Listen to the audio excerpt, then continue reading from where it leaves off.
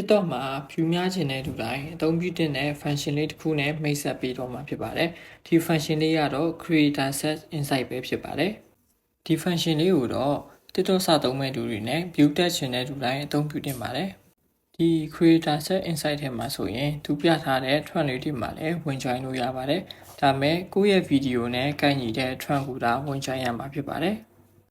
ကိုဗီဒီယိုနဲ့ကိုက်ညီတဲ့ trend ကိုရှာမတွေ့ဘူးဆိုရင်လည်းအပေါ်ထောင်းလေးနားမှာရှိတဲ့ man blue ပုံလေးကိုနှိပ်ပြီးကိုဗီဒီယိုနဲ့ကိုက်ညီတဲ့ trend ကိုရှာပြီး join လို့ရပါတယ်။အဲ့ဒီတည်းမှာဒီလိုရခိုင်နှုန်းတွေတက်နေတဲ့ trend ကို join ပေးရမှာဖြစ်ပါတယ်။ဘာကြောင့်လဲဆိုတော့ဒီ trend လေးတွေဟာလက်တလော view တိုးနေလို့ဖြစ်ပါတယ်။ပြီးရင်တော့ကိုကဗီဒီယိုရိုက်ချင်တယ်ဆိုလဲရတယ်။ဒါမှမဟုတ်ကိုယ့်ရဲ့ဖုန်းထဲကဗီဒီယိုတင်နေတယ်ဆိုလဲရပါတယ်။ဗီဒီယိုရိုက်ပြီးသွားရင်ဆိုရင်တော့အမှန်ကြီးကိုနှိပ်ပြီးနှိပ်ဆိုတာကိုနှိပ်လိုက်ပါမယ်။အဲ့ဒီအချိန်မှာဆိုရင်တော့